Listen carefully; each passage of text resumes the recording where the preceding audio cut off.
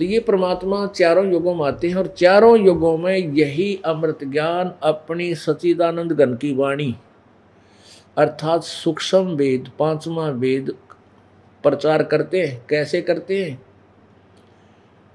क्योंकि वेद संस्कृत भाषा में थे और वेदों के पढ़ने वाले प्रत्येक युग में एक ही वर्ग इनका ठेकेदार रहा है, ब्राह्मण कहा करते हैं।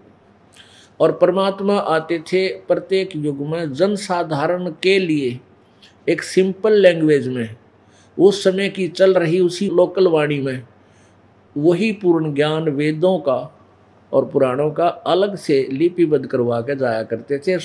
जैसे हमने कोई सामान बेचना है, किसी गांव में जाकर खड़े हो जाएंगे, अपना सामान खोल के आवाज़ लगाएंगे, ले लो भाई प्याज, ले लो प्याज, बहुत बढ़िया हैं, देख इतने अच्छे हैं, किसी मोटे मोटे इसके दल हैं। तो 10-20 लोग इकट्ठे हो जाएंगे, फिर वह प्याज को लेगा, ले लेगा ना, तन्नो जरूर का भाई प्याज बेचनी आ रहा है, वहाँ खड़ा है। तो परमेश्वर कबीर जी अपनी वाणी को कहीं भी खड़े होकर के और अब पे गाड़ लग जाया करते, कहीं भी खड़े हुए चौराहे पर या किसी नगर में और ऊंची आवाज में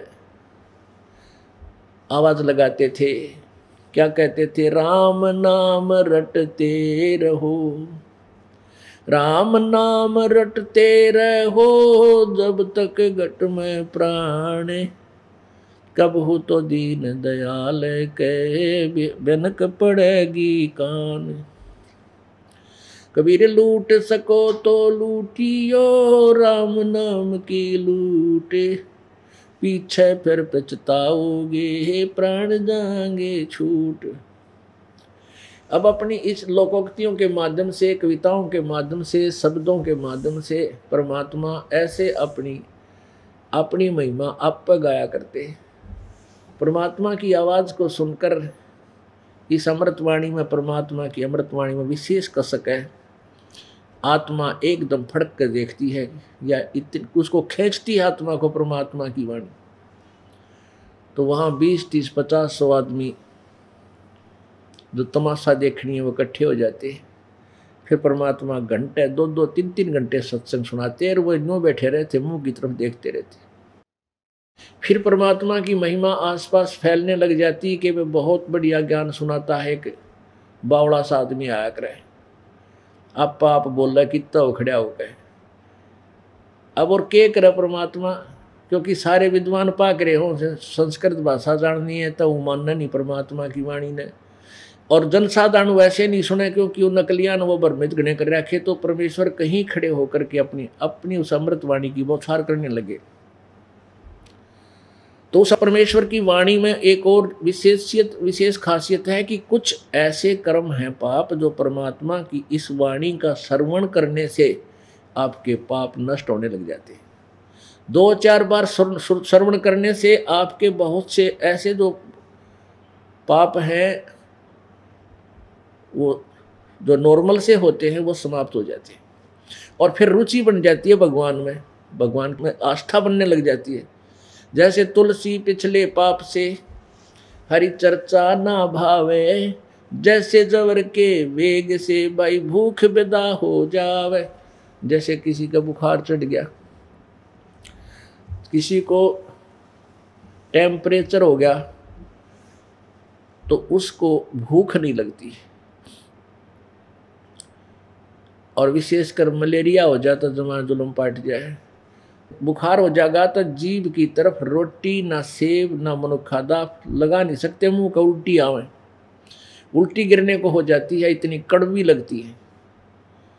अपने आत्माओं ना सेब कड़वी, ना रोटी कड़वी, और न ही मनुखादा कड़वी। उस बुखार ने, जवर ने उस बीमार व्यक्ति के शरीर की व्यवस्था बिगाड़ दी, जिस कारण से मीठी वस्तु भी कड़वी नजर आ रही है, लग रही है, महसूस हो रही है। तो उसका ट्रीटमेंट क्या है, उसका इलाज क्या है? कड़वी गोलियां खानी पड़ेंगी। कुनीन से कड़वी कोई गोली नहीं होती, टैबलेट, और वो भी 2-2, 3-3 की फांके मारने पड़ेंगे, ना चाहते भी खाने पड़ते।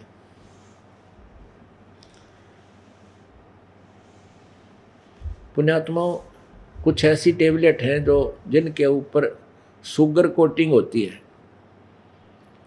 ऐसी टेबलेट है, अंदर तो उनमें दवाई घनी कड़वी हो है और उसके ऊपर बस शुगर कोटिंग होती है। जैसे कैप्सूल है, कैप्सूल की दवाई बहुत कड़वी होती है, इसलिए कैप्सूल रूप बनाया गया उसको।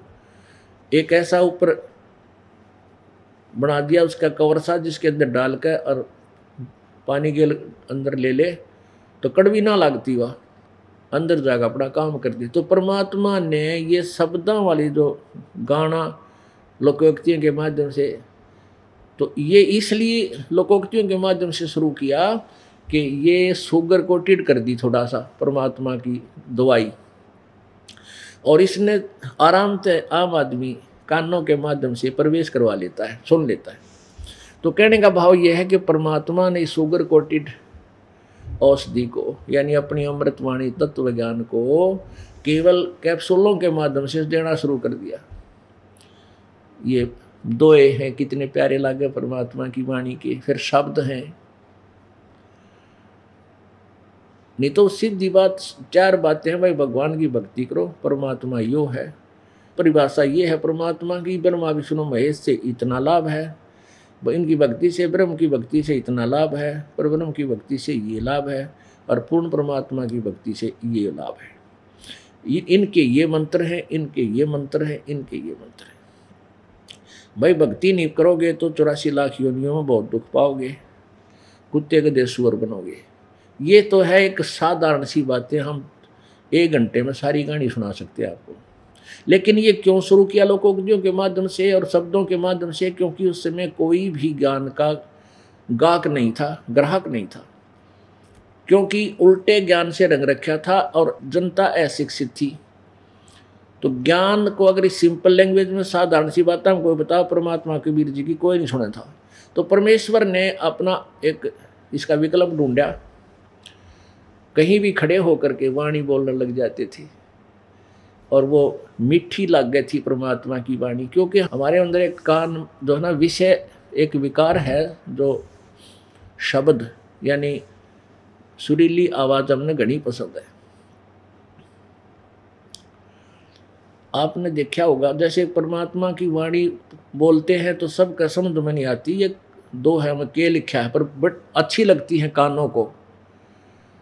जैसे कई बार आपने देखा होगा, पहले रेडियो ऑन कर लेते थे और बंगला भाषा में गाने आया करते, वो गाना तक में समझ में नहीं आता, पर साज-बाज प्यारा लग गया करता, वो भी 1 आध मिनट सुन लिया करते, टन टन टन, वो चाहे वो उसका अक्सर एक भी नहीं समझ में आता था।